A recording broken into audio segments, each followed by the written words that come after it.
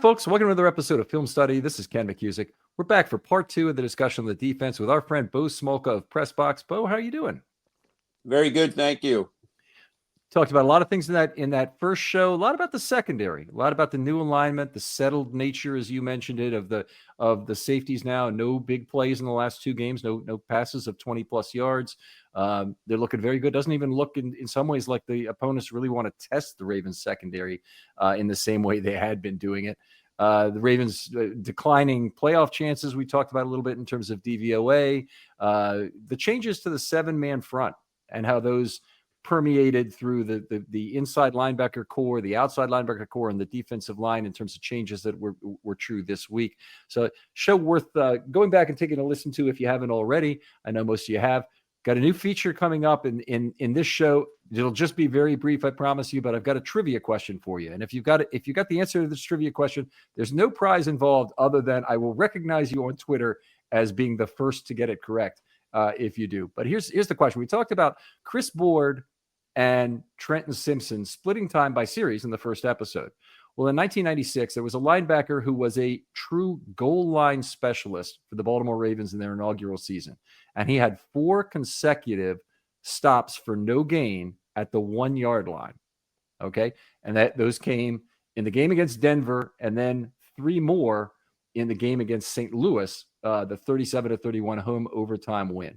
I'd like the name of that linebacker, please. Hit us up in Twitter on this, and you'll be recognized as the person who knows the Ravens trivia the most for the day. Anyway, getting back into the second, let's talk a little pass rush if we can. Interesting because Board really stayed exclusively with a 4-man rush in this game on 20 of 21 snaps. Yeah, I always wonder how they're going to attack that, and part of it is you have to I've never been defensive coordinator, but you start to wonder what are we giving up if we bring more versus what's the advantage of not bringing more? And quite frankly, you look at the Eagles play, they hardly ever brought more. Right. And it leaves more guys in the pass patterns and harder to run on. But again, we talked a little bit about this pass rush group in general and how guys like Ajabo haven't been what they hoped he would be. Isaac hasn't been what they hoped he would be. And so that, they're part of it is who are you going to bring in from where? Kyle Hamilton playing deep safety again. There's something else here. He was also, dangerous as a slot blitzer, and that's kind of off the table now as well. So Bo brought up an important point there. So the Eagles don't rush more than 4 very often either. And particularly at the end of the game, they weren't looking to show any crazy blitzes when they thought they had the game won. But they were still 32 out of 39 4-man rushes, which means 7, they went to 5. The Ravens only rushed 4 or 5 either, but only 1 out of 21 did they rush 5, which is, to me, extremely... It's on the extreme end of things. I know what they're trying to do in a certain sense, that they're trying to funnel Hurts to try and keep him in the pocket and let Hurts hurt the Eagles by making some mistakes, some what are basically unforced errors. On the other hand, when you're having so much trouble getting home as the Ravens were in this game, they were really punting pretty much on their pass rush when they rushed 4. Yeah, and Hurts, I mean, he didn't make the mistakes they were hoping that he would make, or they didn't have the catastrophic problems, sudden change plays, as they call it, to give the Ravens a big chance. And that's they needed a couple of those for sure, and they didn't get them. Yeah, they had a very low variance offense, as I call it, a lot of medium distance plays, particularly in the run game. They did have a couple losses, but they had mostly, a bunch of 5s. 6 is where we start the cutoff, where we write down the blocking for every play. So they had a lot of 5s that just didn't quite make it. And then their pass plays, I mean, they had to put together several of them to get efficient drives, but that's exactly what they did on their 4 scoring drives. They had most of their big plays on those 4 drives and put them together in order to drive the length of the field to get 3 touchdowns and a field goal. Yeah, like I said, I mean, the benefit is the Ravens aren't giving up the big plays, or haven't the last 2 games. They haven't given up a 20-yard pass play after giving up. They were second, and they'd given up 50 over their first 11 games. second highest in the league, and they aren't giving that up. I do still think they are soft in the middle of the field in the 8 to 15 yard range. They just they're it's still a little bit of an underbelly for them, and it was there again. I thought the Eagles might hit it even more than they did, but the Ravens in the big picture, they're not getting killed by the big play, and that's giving them a chance. And if the other team is able to extend a drive and mount a drive and get down the field, they can. We talked in the other show, the Ravens, though, were fairly good on third down for much of the game, and that makes a big difference. So the emphasis clearly on them has been don't give up the huge chunk plays, and it's one of the ways that their defense has really improved. All right, let's talk a little bit about what the pass rush did in terms of individual types of opportunities. So people who haven't listened to this show often, ample time and space for me is something I can count out with the click method on your DVR. You can count out exactly to 3 seconds using the pause and fast forward buttons typically on most DVRs to count out in increments of 1. You have to click out to 90 to get to 90 frames, and you'll see exactly where the pass rush is at that point. 8 times, 38% of the time, they allowed ample time and space. A 3 second with the space still to step into that throw in what I call the throwing cone, which means there's not impeded in that direction of the intended receiver. They had 58 yards on those plays, 7.3 yards per play. By the way, about 8.5 would be my expectation for that. So that was about 10 yards short of standard on those plays. Going through quickly, the rest of them, they had the ball out quick 6 times from Hurst. That's where he was more effective on those 60 yards, 10.0 yards per play. 6 would be a normal standard. This is about 24 yards above expectation. Again, it's not chart-topping numbers, but that was 29% of the plays. And they only got pressure 33% of the time, which is not enough. To get 7 pressures and allow 8 ample time and spaces is not good. You typically, if you're defense, you want a relationship about 1.5 to 1 between pressures and ample time and spaces you allow. But there's 7 pressure plays. The Eagles only got -6 net yards. So both sacks and 4 incomplete passes were in there, 31 yards below expectation. So when they did got pressure, it was very effective, just they didn't get nearly enough of it. Yeah, and like you said, they didn't force Hurts into big mistakes, and that was one of the things that would have really been helpful. I know they got one. There was a batted down pass, I believe, it was on a third down play. Yep. But they didn't get a hand on a ball in his hand to strip sack. There was nothing. It was Hurts was contained, but he managed the game in a way that team, it works for that team. Yeah, that's absolutely true. If you don't force Hurts to make some unforced errors, it's not a good thing. He did underperform his opportunity set in this game by approximately 17 yards. Ravens only allowed 112 passing yards in this game, and Hurts had 129 expected yards in this game, as I would lay it out from the opportunity set that he had. Not an impressive game by any sense for the Philly passing attack, but on the other hand, he really did stay out of the big mistakes. Well, that's what I said. I thought the defense, possession after possession, it just looked, the defense just time and again gave the Ravens a chance to win the game. They did that defense did enough for most of the game. I mean, but again, we've talked before, the special teams errors and inconsistencies on offense created by a really good Eagles defense just gave the defense no margin for error. They had to be even better. And that's, at some point, that gets really hard. Right. It was very difficult. They rushed as I mentioned, they rushed the passer 20 times with 4 men, 5.2 yards per play, both of their sacks. By the way, anytime you can sack the quarterback 1 time in 10 with a 4-man pass rush, you're really getting the job done. 10% of as a sack rate is outstanding, really, with any number of rushers, but to do it with 4 men is really outstanding.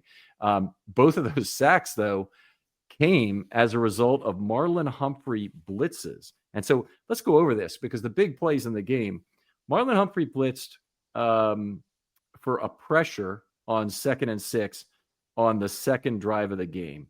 He blitzed again on what became the S-6 on the third drive to close out the third drive of the game. I said something incorrect here, and I'm going to have to go back and retract it in just a moment. And the other sack came It actually came on the first play of the second half. It didn't have anything to do with Humphrey. It was just an S0 that was off the initial pressure from Washington. Right. Sorry, on the initial pressure from Matabike, Washington took him down. But then you mentioned another play, and that was rushing Stevens off the edge to, it's still a 4-man rush. They dropped 3 to zone, so simulated pressure there, where Stevens got his hands up and tipped the football. That looked like it was going to probably be stopped short of the sticks, but it was still very nice play by Stevens coming on the blitz. So they made very effective use of slot corner blitzes in this game. Yeah, and I haven't seen Stevens in the backfield much at all. But again, they're moving Stevens around a little more now. They have Tre'Davious White too, and you mentioned those 4 cornerback looks that they'll put out there in a dime setup. I don't know if that was the situation on that specific play, but you do see Stevens playing inside a little more than he used to when they have Tre'Davious White on the field now too.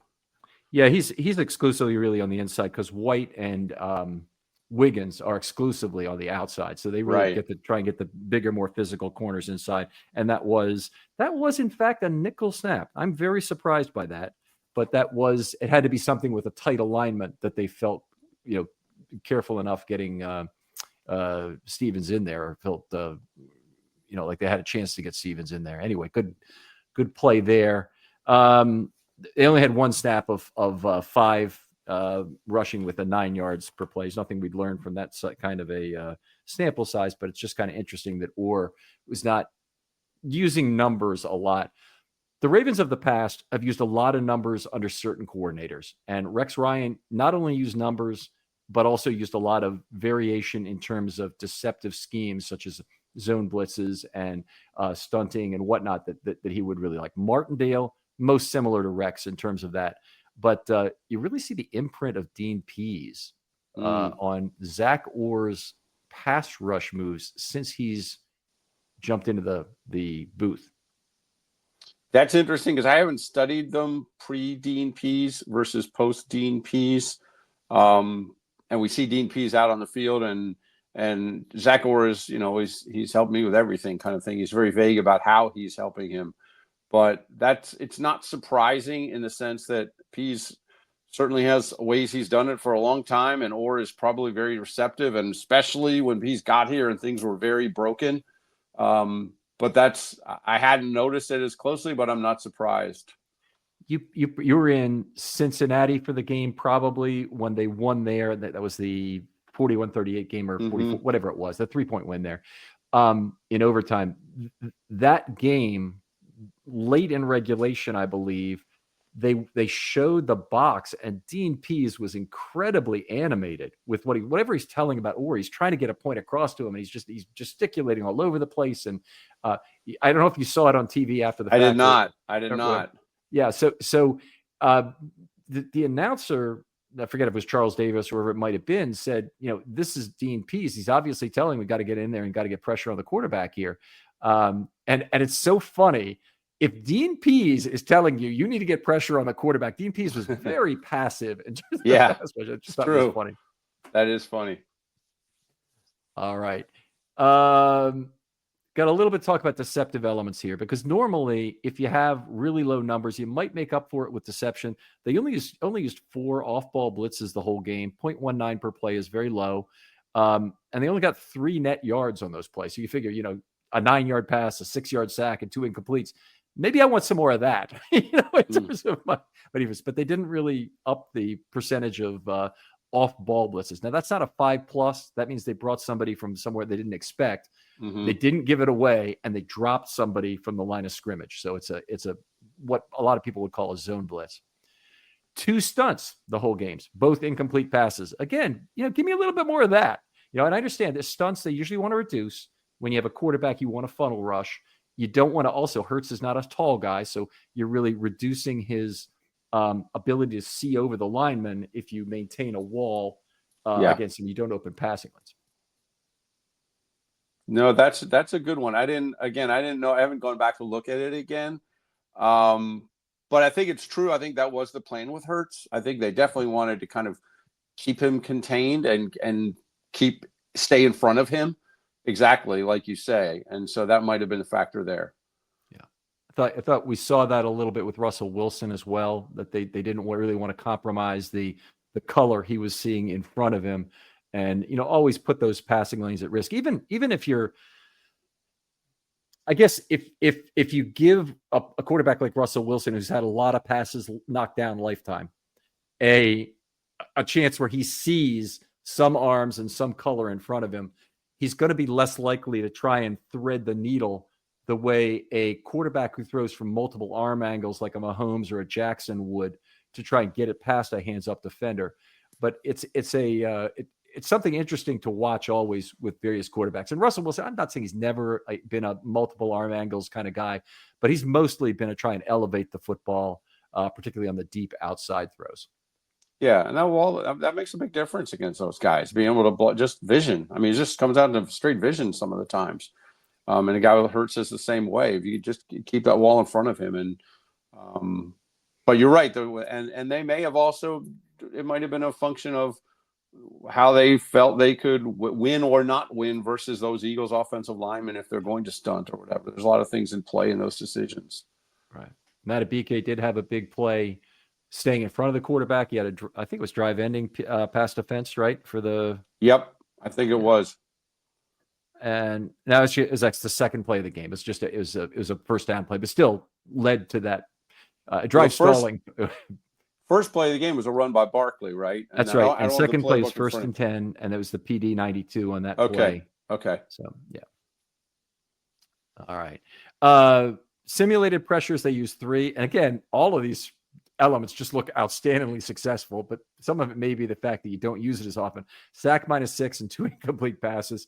Yeah. Again, what's reducing the amount of this deception you want to do when you're so successful at doing it? Madubuike, 2+ elements. They had two plays, and again, there's some overlap with these other categories, of course, because you had some of these, but a sack -6 and a PD 21 at the line of scrimmage, both drive-ending plays. So it doesn't get much better than that.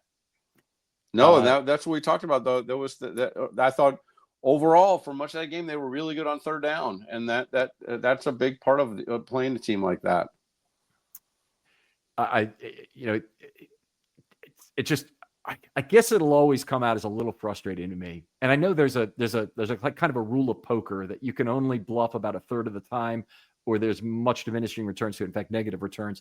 But if you think of any element of deception as kind of a bluff you're making, if you show it a tendency to do it too often, then they start to counter plan and whatnot. Right. But right now, it looked like everything was pretty much working in terms of deception. Just by the time I guess they figured that out, there weren't enough total pass plays left of the game for the Eagles for it to matter as much as it could have.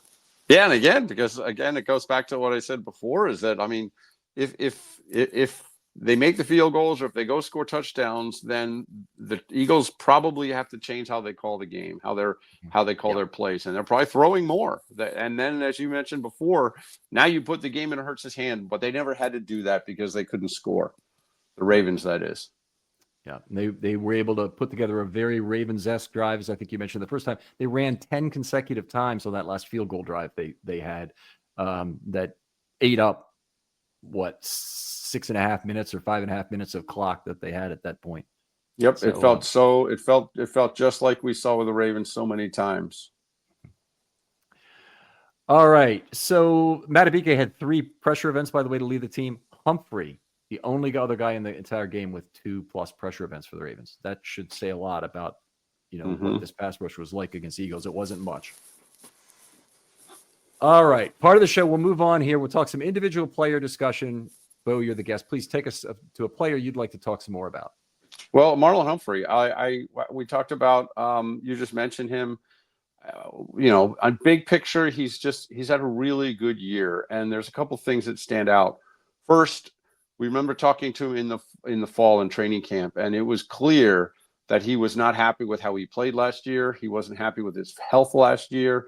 He felt it was kind of a lost year, and he felt he had a lot to prove this year. So overall, on the fundamental level, he's done that. But what struck me with him in the last month or so, he's been so accountable for how the secondary has played when it's been poor, and again now when it's been good. And he as I mentioned in the other show, that talking to him after the game, and he was saying we're just all more accountable. And he, without naming names, he basically said, if you don't want to play ball, you're going to be on the sideline, and if you do, you're going to be on the field, and that's how it's going to be, because that's what the Ravens do. And you could tell his pride was hurt in mid-season when this defense was down there at number 32 ranked pass defense, and there was some embarrassment in that room, and he owned it. And he's been a leader of the group. He owned the fact that they were not playing well, and he's been direct. And like I said, he's really shown accountability. He's expressed it. And so his tone when things are going poorly, and then now that they're going better, has struck me as something that's been kind of a force in that secondary. You mentioned the fact that he didn't name names, and of course, it's very clear who he's talking about. I'm reminded of a particular episode of The Simpsons, and when I launch into a Simpsons reference, I always have to know it's going to take me 45 seconds. Is there really a payoff on this? I'll try my best. So it's in the Baseball Superstars episode, if you remember them, the softball superstar, where they go out and they get all the best all-star players to play on Mr. Burns' softball team. I don't know if you've ever seen it, Bo. No, anyway, I have not. Among the, it was back in about the early 90s. So Steve Sachs and Roger Clemens and Don Mattingly run the team, and everybody has some run-in with Mr. Burns about what's going on. And none of them can play in the end except for Darryl Strawberry. And Darryl Strawberry hits 9 home runs, and then Homer pinch hits for him in the bottom of the ninth because Burns pulls him because it's a left-handed pitcher. And he goes, "That's what great managers do. Take a lap and hit the showers." Yeah. But here's the funny part about this is they said all the baseball players were great to work with. This is a writers doing a review of this episode, and they said, but I'm not going to say who, but there was one guy who was a big pain in the ass about his lines and whatnot. I'm not going to say who, but his name rhymes with Manseco. Yeah, well, Humphrey didn't get that far. He didn't name names at all. But yeah, when he said, if you're going to play, if you want to play, you'll be on the field. If you don't want to play, you're going to be on the sideline. I mean, that was pretty direct. Yeah. All-pro season for Humphrey, as far as I'm concerned. He's one of the best corners in the league. They're not even trying to throw at him anymore, really. They threw one pass in front of him for 4 yards in this game. I think that's right. I think it was 4 yards. And, obviously he made an impact as a pass rusher, but he's making an impact because they don't want to throw at him a lot during this game. And my guess from seeing how this game played out, even with only 19 passes, is that they probably in their pregame planning decided that they did not want to go after Humphrey, and they prefer to go after Stevens or try and throw some slants at the slot corner or whatnot. If that's not Humphrey, actually that would have always been Humphrey if it's a slot corner, but try and throw some slants to Smith potentially on the outside also to get him there. But they really didn't go after him at all, and I think that's the biggest compliment you can have. All right, let me toss in another player here. Really happy with the play of Malik Harrison. Now, this wasn't the greatest game for Malik in terms of what he did. He moved back to outside linebacker, but something's happened the last 2 weeks where Malik, first of all, last week with Roquan absent, played some outside linebacker and some inside linebacker. And again, I can't tell you how rare that is in today's game. It seems like, well, I can remember guys that played both positions for the Ravens. Well, that has occasionally been true with players like Jarrett Johnson moving to inside linebacker on an as-needed basis, or terrific talents who could cover well from outside linebacker like Bowser or Matt Judon who could do it. There's nobody really in Ravens history who plays outside linebacker and inside linebacker in the same game. Differed series to series, even down by down at the beginning of that game. Malik helping them get through this period without Roquan Smith, going to be one of the unsung heroes of this year, at least in terms of what the Ravens have done. Yeah, and they've talked about him in that way for a couple of years now. Like, well, we love him because he can play inside and he can play outside, and it sounds simple when you just boil it down to a couple words like that, but there's a lot involved, right? And I know when he first got in there in that Chargers game and he was playing in place of Roquan Smith and they gashed him the first couple of plays, and you're like, oh boy, he's look out of place inside. He hasn't played inside in so long, and he's more of a base outside linebacker. But as the game went on, he really progressed. And John Harbaugh said afterwards he thought it was the best game of his career. But you're right, it's not easy to do, and it's valuable on a team like this to be able to put him in both spots. And especially they had to figure out something if Roquan Smith was not going to be able to play. and he was part of the answer, and he did well. You have another player you want to talk about? Yeah, I'll mention Ar'Darius Washington because, of course, he's kind of in the focus now because so much of this revised secondary, it wouldn't have worked if he didn't play the way he's played. And it's an interesting case with him because here's a guy who didn't get, I mean, his size scared teams off at the time of the draft. He's not a big guy. And the Ravens have always liked the way he's got a nose for the ball. They like that they say he plays bigger than his size, which is something they always just say about Tavon Young too. Not a big guy, but Ar'Darius Washington is not afraid to hit you. And again, they needed him to step in and be able to do what he's done for this whole secondary facelift to work.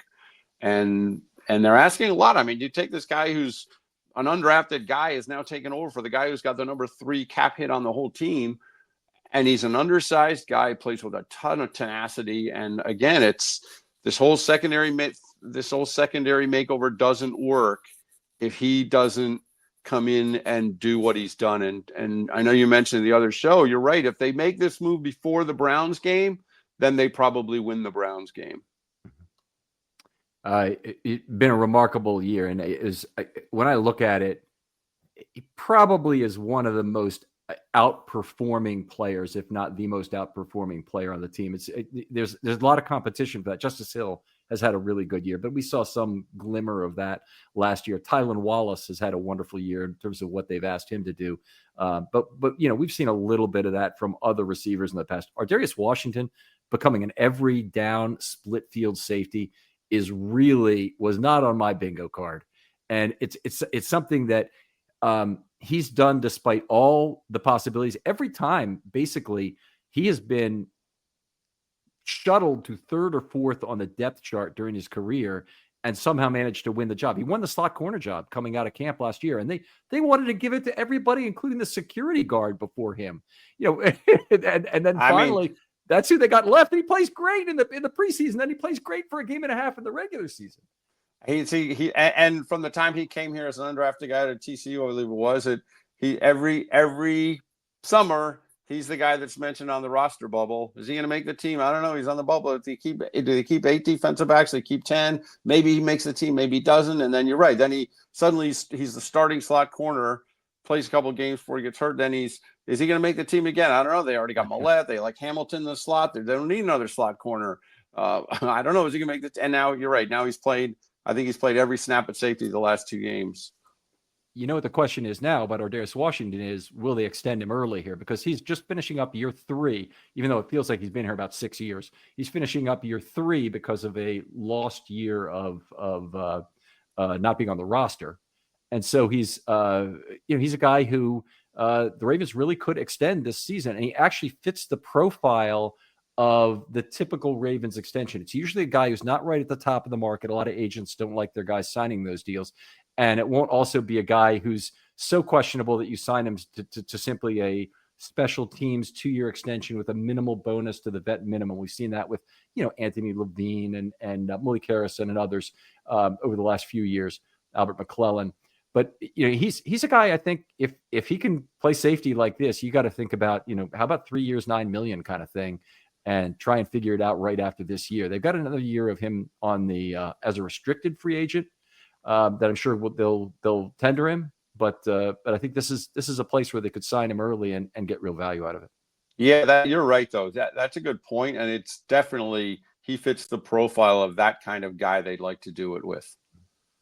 Chuck Clark was, in a similar position, a little more high profile in Clark's case, but he moved to the back end, took over the green dot, did all those things, and then he signed him to a good contract. And I think, as much as Ravens fans will say Chuck Clark, I don't like how it ended up. Chuck Clark was the best dime back the Ravens have ever had in 2019. He's one of the best day 3 draft picks they've had. Yeah. I mean, yeah. So no, that would be an interesting one. And Ar'Darius Washington is an unsigned guy that spent his life on the roster bubble. It would be interesting to see. I would think he would like the security and all that, but he's earning it. He's really played well. All right, I guess it's my turn, right? Without another player, You do. loved what Washington did in this game. There's so much. He really wasn't hit for any plays. Took a couple losses in the backfield. Let me pick another player. How about I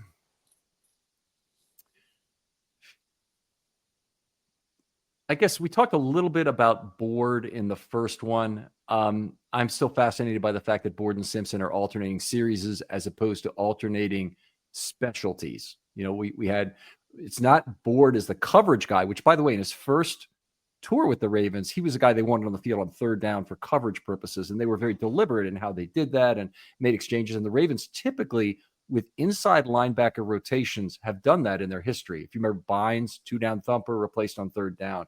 Fort, a guy you wanted more in on passing downs, but more of an every down guy. They've if you look back to how specialized the roles were for McClain and Ellerbe and Dimebacks of back in that era, they've been extremely specialized. This really does look like, you used the word open competition in the first episode, and I think that's really what we're seeing right now, is that one of these two guys may actually win the job. Well, that's generally, you mentioned it too, and that's generally on a series by series basis. That seems to be the message. They did it. They'll do that in training camp with offensive linemen to try to see. It's part of the competition to see who's going to win the job. Now, it's a little different when you're with these linebackers, in the sense that I think they're okay shuffling the guys in, but I hadn't even noticed, honestly, that it was a series by series thing, because it seemed like when I looked down, or when I took note of it, it was a passing play and Board was on the field. Although I do remember I remember one time he was on the field on a short yardage situation. I found that to be surprising. But again, if it's a competition, it's only because Simpson has allowed it to happen, because this was supposed to be Simpson's job. So whatever Simpson is not doing, whether it's coverage, or whether it's getting off blocks in the run game, or whatever it is, they've made the identification that let's look at Board and let's see if he can do it better. So it's a bit of an indictment for Simpson if this is an open competition, because this was Simpson's job to win when Queen left. But this John Harbaugh always likes to say it's a meritocracy and the best guys play. So we will see if Board ends up being the best guy there. It'll be a good one. One more player. Well, Nate Wiggins, how about him? I think Nate Wiggins is one to watch, I think, over the last month of the season, because, as we said, fully committing Humphrey to the slot, once you fully commit Hamilton to the back, is going to put Wiggins in big spots. Mm-hmm. And I think he'll be a key guy against the Steelers in a big game, in a big spot. So they're going to deal with Pickens a lot of different ways. But, every year you want that first draft pick. It's always like the sexy pick. Is he going to come in and do what they need him to do? Obviously, it hasn't always happened. Spark something uncommon this holiday season with just the right gift from Uncommon Goods. If you haven't finished your holiday shopping yet, don't panic. We've got a secret source for incredible original gifts, and that's Uncommon Goods. They've got unique, hand-picked gifts for everyone on your list, all in one spot. Gifts that spark joy, wonder, delight, and that it's exactly what I wanted feeling. Somehow, they know the exact perfect gift for every single person you know. Whether it's a football fan or a book lover, they've got unique gifts. Myself, I got some drinking glasses that have the blueprint of Camden Yards on it, as well as some nice ceramic ice cream bowls that are the shape of the Baltimore Orioles helmet, just like the plastic ones you get from the stadium, but I keep them in my cabinet, specifically for ice cream after those Oriole wins. So when you shop at Uncommon Goods, you're also supporting small artists and independent businesses. Many of their things are handcrafted, made in small batches. So go ahead and shop now before they sell out this holiday season.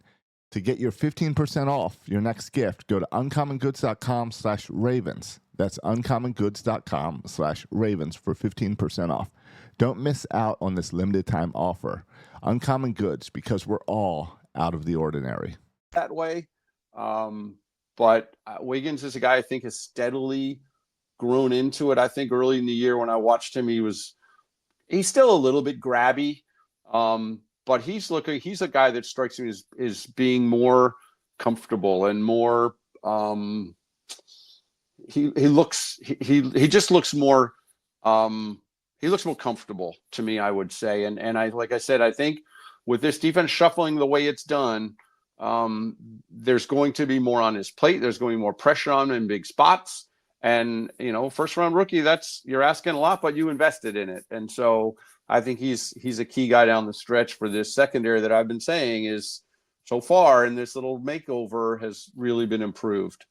Right. He's absolutely critical to this Ravens defense. And to speak to your big spots, base defense is typically played on first down. That's the most common time you're going to be playing base defense. The other team gets a little bit heavy because they want to get a good down and distance situation to go at a second down. And when they go big, Humphrey moves to the outside. You move an extra defensive lineman into the game. You lose your slot corner. And so Wiggins isn't on the field for those snaps. Wiggins is on the field when it's 3rd and 7. Wiggins is on the field in all dime packages. Wiggins is on the field, in the pretty much now every nickel package for the Ravens. They haven't quite done that. They had some with White and Stevens on the field in this last game, but almost every one of those Wiggins is on the field. And Wiggins is now getting the second most snaps of any cornerback. And I suspect he will going forward. So it'll be Humphrey, Wiggins, Stevens very close to him, and then Tre'Davious White a little bit lower down. Here's my question for Wiggins for you. The Ravens have not traveled with their cornerbacks. So they haven't chased individual outstanding receivers. And there's a couple different ways you can do that. You can do that by having the number one corner chase the number one receiver, and then you try and handle it that way, either on an island or with help over the top. But I think one of the common ways we see more now in this game is to have your traveling corner be your number 2 corner and your number 1 corner go off on an island against the number 2 receiver, particularly if they're either shoulder cornerbacks, meaning they're comfortable with either sideline and they can find the ball over their left or right shoulder and get the ball that way. So my question with you is this: how would it look if they face the Cincinnati Bengals again at some point, or another team that has a top receiver like Jamar Chase or a good quarterback and receiver combination, to move Wiggins over on the number 1 receiver, give him help on over the top in terms of a safety, and Randy Moss, they did that in the AFC wildcard game one year, and it really worked out. Having, I think it was Reed over Foxworth was the combination they had doing that. I would just love to see something like that done with Wiggins, where they trust in him even a greater degree. But what do you think about that? Well, it'll be interesting. You're right. It's not been their MO across multiple coordinators. It's just not something they've generally done. Now I will say, like, I remember the game at Cincinnati last year, Brandon Stevens did a great job. I think it was on Chase. He was physical with him and all that. So that was, I think Brandon Stevens he's been a little uneven this year, but I do think they implicitly trust that they're going to line up their guy against your guy and they'll handle it. It's an interesting theory, but with this team specifically, you just don't see it. I thought for a long time that would happen with Marlon Humphrey when they played the Bengals, and they would have Humphrey shadow chase everywhere he went. That didn't always happen. So it's an interesting thought, but I don't think we'll see it because it doesn't look like something they're comfortable doing. Right. I mean, I agree. They haven't done it, and that usually means they won't, because they're very much a like clockwork consistency team. There are other things to be said about it that make sense. You're more comfortable with your zone pass offs if you know the guy playing next to you on each and every play, as opposed to that switching around. And so they have, there's other reasons why they might want to keep it the same way. But for whatever reason, it has been the Baltimore way for an awfully long time, that they've got their right corner, they've got their left corner, and you decide the matchup. We're comfortable with our guys. Yeah. Across multiple coordinators. Absolutely. Yeah, I mean, it really goes back all the way to the days of Starks and McAllister. Before that, they didn't really have any cornerbacks to speak of, but to the days of Starks and McAllister, they've really been doing that. Yeah. All right. How about we take a few questions here from the mailbag? I got a couple different sources, but I got to bring them up right now. All right, here we go. Going to hashtag Film Study Mailbag if you want to bring that up on Twitter, Bo, and I'll read off a couple of questions here. We got a few things here on Justin Tucker, a few questions. I'm going to try and answer one or two, and or ask Bo to answer them first. I'll kind of respond. First one is from Randy Morgan, who says, assuming he remains the kicker between the 20 and 40-yard lines, what distance does a fourth down need to be for a field goal attempt to be more valuable than going for it? I'm sure the bots have an answer, but that doesn't account for our historic offense and his struggles. It's a great point, Randy. It is a good question. I mean, if, 35, it's really a plus 18 by the time it's 8 back to the spot and 10 for the kick. So 35-yard field goal is going to be a 35-yard spot is going to be 53-yard kick. Fourth and what is worth more than a 53-yard kick? That's perfect. I mean, I think that honestly, in past years, Harbaugh would not hesitate to send him out for a 53-yard kick. Now it's fourth and 1. I think he might go anyway because Harbaugh generally likes to go for 4th and 1. But if you're suddenly looking at 4th and 3 versus a 53-yard kick, I mean, I don't know. I don't know what some of it's maybe the analytics, some of it's the guts. The bottom line is on 40 and up this year. Justin Tucker's barely over 50%. I think he's 9 for 17, maybe. I don't have it in front of me, but that's just on 40 and 40 to 40 plus. So, 53 fourth, can you you got a better than 50% chance that if you think you can get 2.5 yards, 3 yards on 4th down, it's basically a 2-point conversion play. If you think you have your 2-point conversion play that you think will work at a higher rate than Tucker making a 53-yard field goal, maybe that's it. Maybe it's 3 yards. 5, probably not. You're probably still putting it Tucker. It's an interesting one. I want to give a short preface to this. I was just on the radio last week talking about exactly this topic because a lot of people are questioning whether or not the 4th and 1 decision for Harbaugh was a good one from his own 16-yard line. My background's as a mathematician, and one thing I will say uniformly about mathematicians is they think all head coaches are pussies in terms of not going for it enough.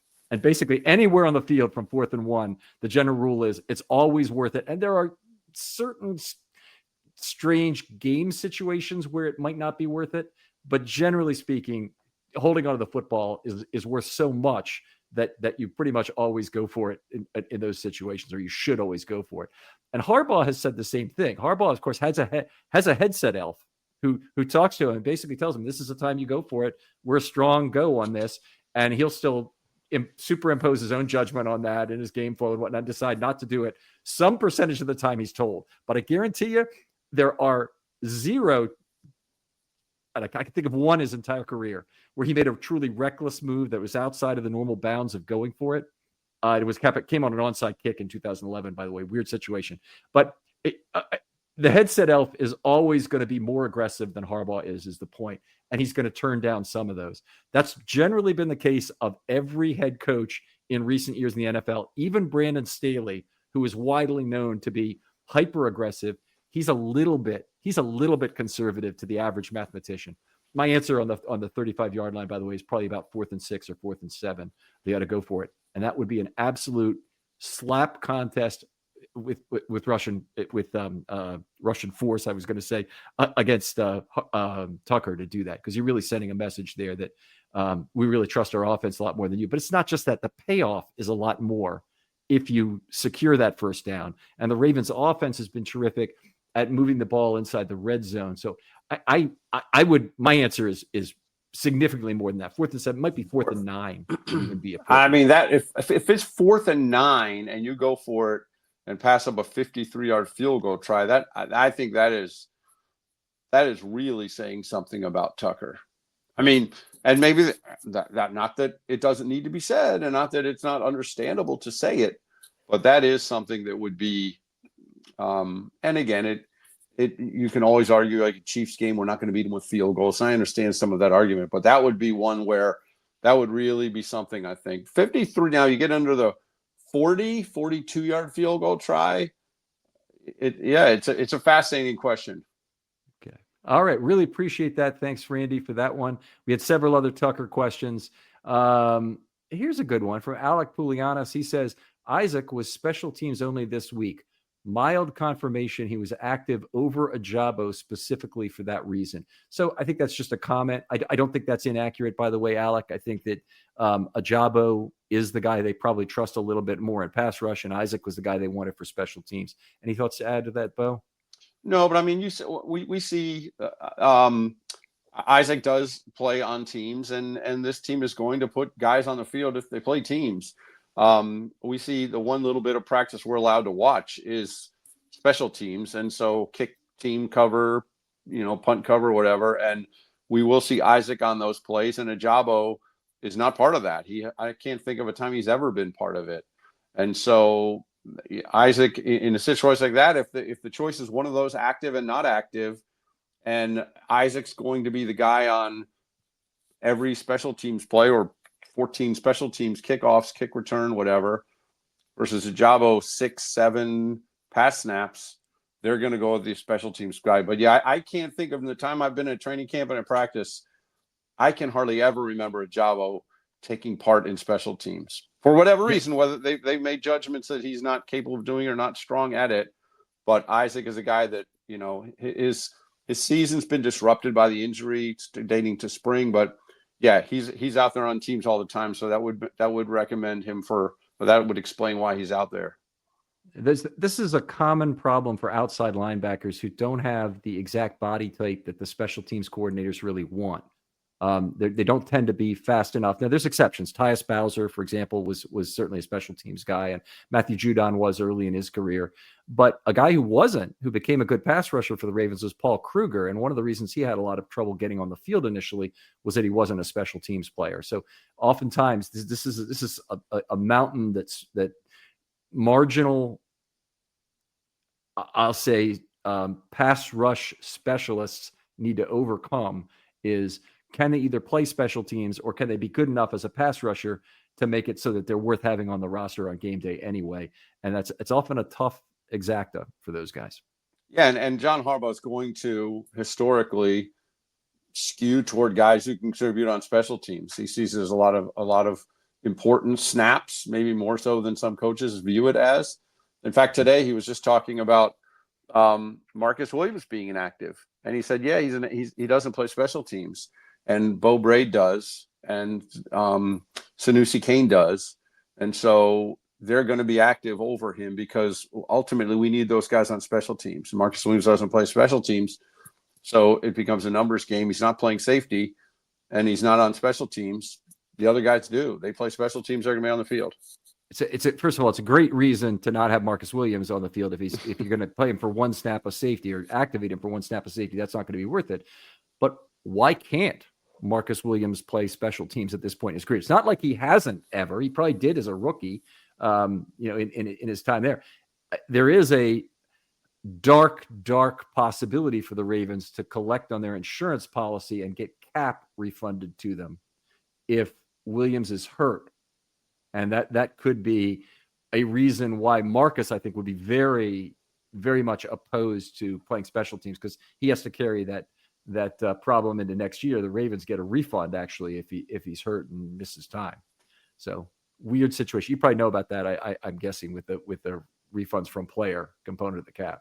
Well, and like I said, we watch them. We're allowed to watch 15 minutes, 20 minutes of practice, and the only thing really ever happens is special teams and then individuals. And so you can see who comes out there and takes part in special teams. Marcus Williams is usually among the guys who comes out a little bit later and is off to the side and not involved, and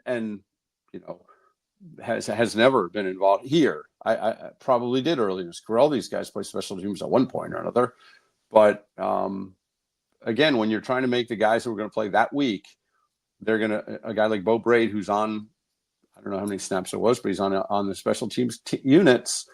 Those are the guys that play. Yep. Understood. All right. Got another one here. This one comes from r/Ravens. So out there on Reddit, says on the Eagles, and this is Dark Speed 9, on the Eagles' last offensive drive in which they kicked a field goal, Harbaugh used 2 timeouts before the final 5 minutes of the fourth quarter after stopping them on first and second down, if I recall correctly. I believe Harbaugh did this so that if we stopped them on the next third down, we would get the ball back and could take advantage of the change in clock stoppages in the final 5 minutes. However, this would have meant going into the final 4-ish minutes with only a single timeout. Was this the right call in terms of game clock management, or would holding the timeouts for use only after third down be the better option, i.e. getting the ball back with just over 2 minutes and 2 timeouts versus 4 minutes and 1 timeout? I think your answer is actually in your question there, Dark Speed, at least the way I think of it. If the opponent is using clock time correctly, I think once you're down to 4 minutes left, the Ravens basically need every second of that clock. So anything that retains the maximum amount of time on the clock is going to be the maximum value for a timeout. So I once you're down under 5 minutes, then they don't even have the reset of the ball on the out of bounds play, stopping the clock and then restarting it again. They don't even have that. So you're already at a point, I believe, where that would be the case. What do you think about, Bo? I think coaches historically wait too long to start using their timeouts. I have no issue with him using his timeouts early. They saved one, and a lot of teams will try to save one. Gives them a little bit of control if there's a late game situation and they need. But I see these teams. You watch the clock bleed down to 2 minutes. They got all 3 timeouts. They don't know when they're getting the ball back or what. I have no issue with it. I think it's smart for coaches to start using in a game situation like that. I think it makes all the sense in the world to use the timeouts early. You can always use if you get the ball back. There's ways you can control stopping the clock, whether it's throwing to the sideline, whether it's taking a spike if down and distance allow for it. But I'm of the opinion that coaches a lot of times wait too long to start calling those timeouts. And Harbaugh, I had no problem with it. Yeah, no problem either here. And you know what? The other sport where what you've just espoused philosophically has changed is pulling the goaltender early in hockey has gotten earlier and earlier as time has moved on. And it used to be they pulled in the last minute and 20, minute and 10 kind of thing. Now it's like 3 minutes. If you're down 2 goals, they might do it at 6.5 minutes. That still might be too late, by the way. That still might be too late to start, but at least analytics has had an impact on that in terms of. It's a good analogy. It's a good analogy, but I think it, and Harbaugh's generally been one to do that. He's usually, I know people will rip him for his clock management, but I never have a problem with him starting to use timeouts at 4:20, whatever. To me, it makes sense. Right. All right, let's move on to another one. This one comes from Kid Rock 20. He says, "Is it just me or does Stout really struggle? I don't know where to get advanced metrics, but it seems we routinely lose field position battle against good teams, and I think punting is a huge component." I do have some things to say about this, but I want to let you go first on that. So, I think it's really struggle. I don't know. There's sometimes he just absolutely sends some boomers and then it's not always there. I know in the Eagles game, the net was something like 8 yards better for the Eagles than for the Ravens. That's a big difference, actually. Yep. And, part of that is you can argue the errors with the punt returning group for the Ravens and Wallace, letting a ball bounce and roll and all that. But Stout had one really low line drive kick in that game. And I guess the consistency hasn't been there like people would hope. I forget how it was worded, your question, but that sounded a little bit harsh to me. I think he's had some good games and some good moments, but I think Stout would also say it's not consistent. And like he had one last night. I think the yardage number ended up being okay, but it looked like a line drive baseball shot off his foot. I don't know what happened on that one. And he was fortunate they got a good roll and ended up being a decent number because it was not a good kick at all. And I know he's had towards the right sideline, right? As he kicked it, it was towards the right. Yep. And he's got, he has had a couple really, I'm trying to think of a specific game now, just a bad time for a bad kick. He's had that happen a few times. And I think those stand out to people as well. So you hit on the big net thing. 2 things I want to hit on. One is for Stout in general, his role, I would weight it as follows. I'd weight it about 45% of his job is being an effective holder for Justin Tucker. It's much more of an impact on the game than just about anything else he can do, even as a punter. Maybe even a little bit more than that. And obviously he has, those are his basic 2 roles are holder and punter. So 50-50, 55-45 the other way. Any of those I could buy into. That's what keeps Sam Cook great and on this roster for so long. Sam Cook had a lot of little directional things he would do and become more crafty as he got older, but he didn't have the big leg that today's punters coming out of school have. And he was mostly there because he was a Hall of Fame holder. And that's one component of that. The other thing is a higher level thing, which you alluded to in terms of the net yards differential, is the Ravens lost a ton of hidden yards in this game. And most of that was lost on the 2 missed field goals, where you then start the drive from that point. The Eagles didn't score on either of those drives, but they kept the field position advantage all the way through that quarter. And the Ravens out-yarded the Eagles something like 201 to 87 in the second half. It was about that. I've got the actual number in my article if you take a look for it there. And they still got outscored 10-7 in the second half. It was a matter of they lost so many hidden yards on special teams, primarily on those 2 missed kicks. Yeah, the 2 missed kicks, and like I said, the Eagles had much better field position the whole game, and part of it was the Tylan Wallace's punt return issues, and I talked to Tylan Wallace after the game, and he felt bad for how things played out, but and I think he's right on the sense that you have to give Mann, I believe, is the punter for the Eagles. You have to give him credit because he angled a couple of those punts in such a way that Tylan Wallace now has to make a really tough decision whether he wants to try to make this catch on the run. And he probably should have, but it's not a particularly easy catch coming on the run on the side like that. Mm-hmm. And he opted not to on the one, and then it bounces and the Eagles down it at the 1 yard line, and then they don't get out. That was the series where Jackson throws into the dirt on 3rd down, and then they have to punt, and the Eagles get great field position. So the Eagles had good field position so much of that game. And you mentioned the missed field goals, and that's 16 free yards or whatever, just on the spot changeover, plus the punt mishandles that back the Ravens up. So the long fields are a problem, and handing the Eagles good possessions are a problem. And you mentioned the holding, and we kind of laughed when Jerry Rosburg said it years ago. We were out there one day and he said he thought Sam Cook was the best holder in the history of football. He's probably right. And it's not something you really ever think about, but Rosburg has done this forever. And I mean, I know that there's a camp that puts Tucker's struggles on Jordan Stout and says, look, when Sam Cook was here, they didn't have this problem. Sam Cook's the great holder and this and that. It's a different time. Tucker is older. There's things changed. And again, Sam Cook is on the staff. And if the holding by Jordan Stout was a systemic problem, there's no one that would see it more quickly than Sam Cook. So there's other issues going on, I think, with this kicking thing. But to Stout's punting specifically, I just think it's a matter of it hasn't been real consistent, and it seems like he's always picked a bad spot for one of his bad kicks. It's interesting because Stout in college was a remarkable in 10 and in 20 punter. Just remarkable numbers in that.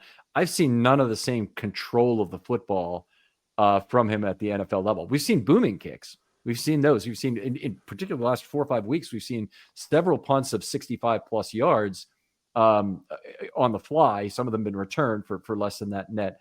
But we haven't seen any of the, I can put it on the 3 yard line, I can leave it there kind of thing, like we did with Cook and the way he would rotate the football and sometimes get exactly the bounce, magician's bounce on the thing. Yeah, that's a good point. That has been true, and we see again that's one of the little bit of practice we're allowed to watch, and it's not for not trying and not for not working on it. Seeing sometimes it's there, but the NFL kick punters are now in such that if you see a ball kind of fly into the end zone, that's just a bad miss for an NFL punter now. And Stout hasn't had a lot of those, but he's had some. And I did think early, especially Tucker Stout's first year, that was noticeable how much more touch Cook had from the, say, 15 and in than Stout did. And Stout kind of owned that too and said he felt big pressure coming into this organization off following Cook. But I think it's gotten better, but you're right. It's a good point. It hasn't been what it was in college for him.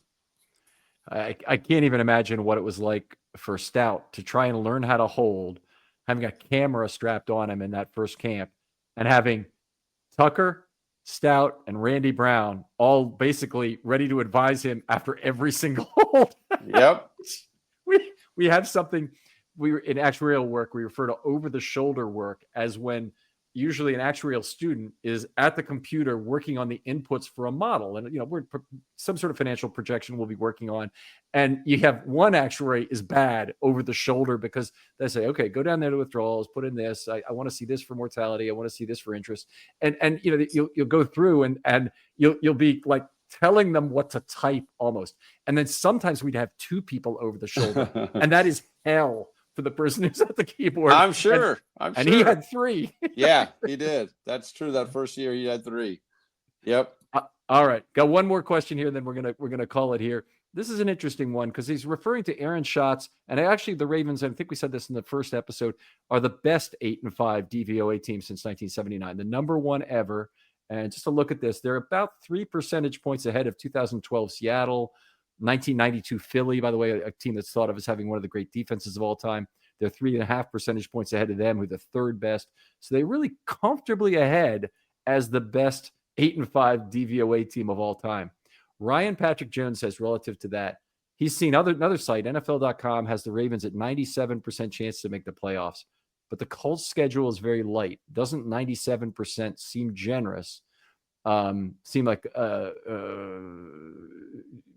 it seems like a consensus conclusion this team can't miss the playoffs. Whether you want to strap a percentage on this or not now, how unlikely or in maybe qualitative terms do you think it is that this Ravens team misses the playoffs? I don't think it's likely they miss the playoffs. I think 10 wins. I think with 10 wins, they make the playoffs, and they still have the Giants and the Browns. And that if they win those two games, they have 10 wins. And I know the Colts do have a fairly easy schedule coming up, but I've seen, I just said if they beat the Colts and the Browns, I think the Colts I was looking at the 4 games they have left. I don't have the order in front of me now. They're all winnable, but that doesn't mean they're going to win them. And I suspect they won't win them all.